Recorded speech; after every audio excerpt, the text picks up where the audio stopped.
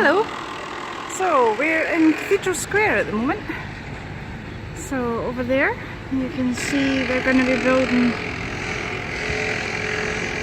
a new convention centre, which ties in with the Crown Plaza, sat here. Makes a lot of sense. This building site at the moment is the new Central Library.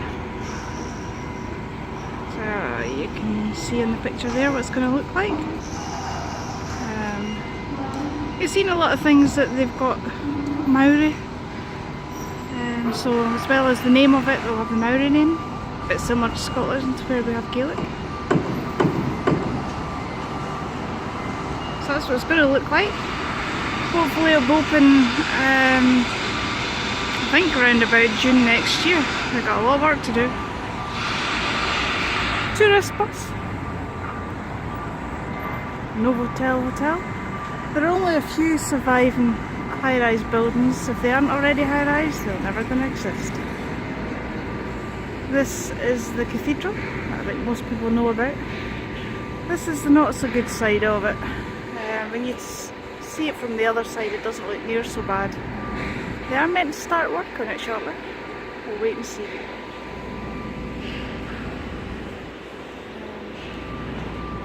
Small kind of tourist police station, I would say.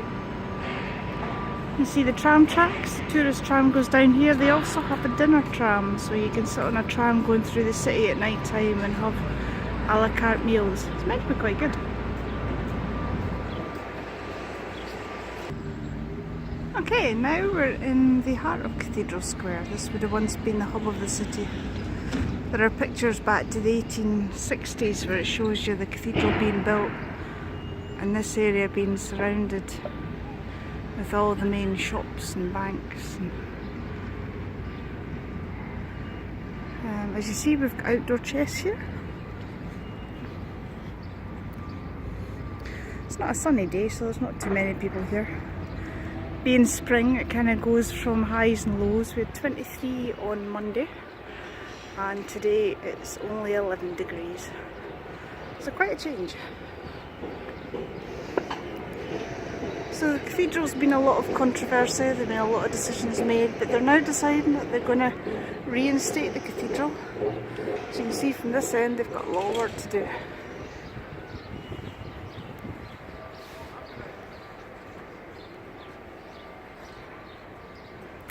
Statue of John Robert Good, the founder of Canterbury.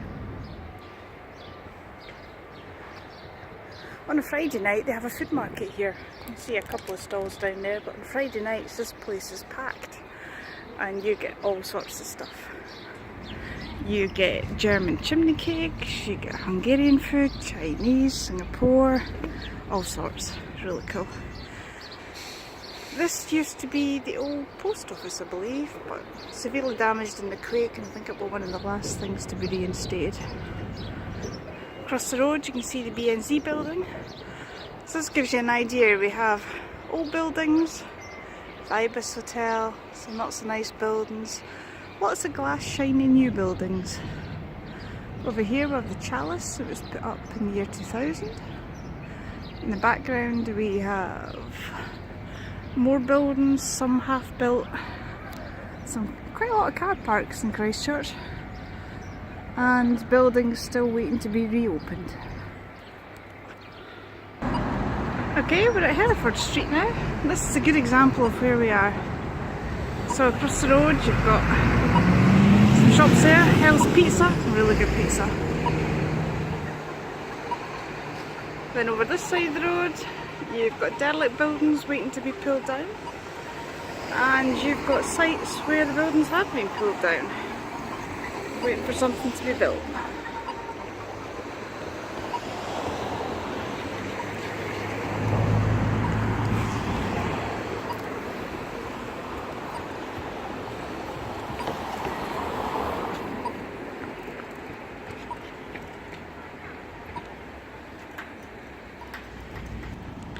Okay, now I'm standing on the corner of Hereford Street, and down there is where we'll go next, is the High Street. This is Colombo Street, one of the main streets on the grid that is Christchurch. So over here you can see the BNZ building. It's quite a big building, stretches all the way along. In front of that you can see a really old tired building that's waiting to be pulled down. And then you've got Ballantyne's department store with the walkway across to the new shopping centre called The Crossing. In the background you'll see a crane for where the new multi-cinemaplex is going. So there's a lot of work going on around here. So if I take you down here, this is the high street. Try not to have wobbly hands. So I've got quite new buildings here.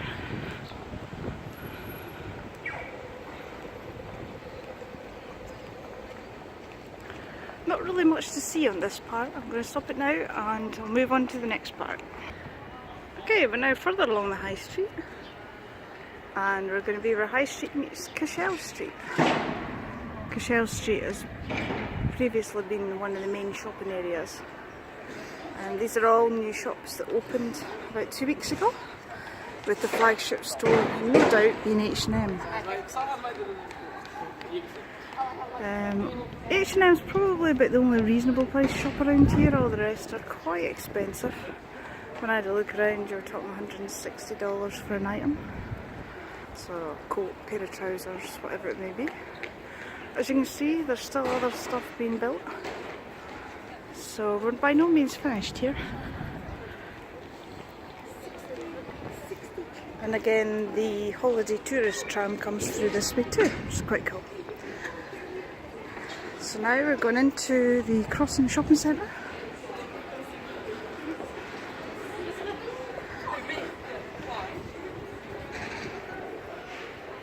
So shops are nice, but expensive.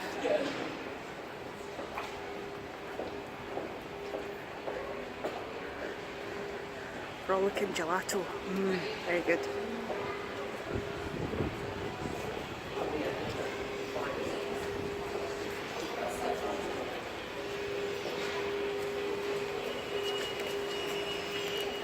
Obviously you can tell how expensive a shop is by how many items there is in it. If you've got a small rack with 10 items, you've got to have a lot of money. If you've got to rake through it like TK Maxx, yeah, you're probably alright.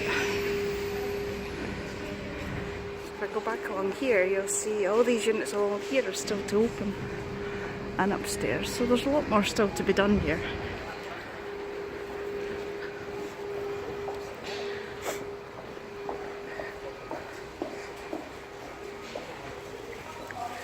And then at the very end, which is where I'm heading now, is the Fresh Choice Supermarket, which is a bit like a posh deli. They play classical music, and they have jazz bands, and they have a bath full of champagne.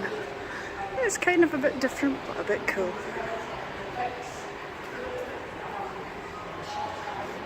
You see more units still to open up.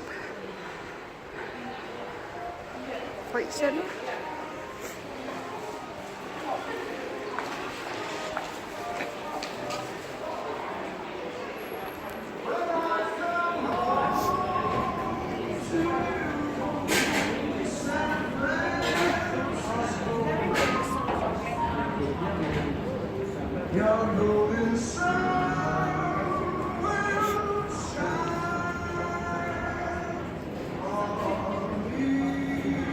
There's a few bottles of champagne missing now. $66 a bottle. Oh yeah, they kind of like wine in New Zealand. Lots of wine. But you can't buy any spirits in here. So it's wine, beer or cider. Anyway, I'll stop for now. I'll go and do my shopping.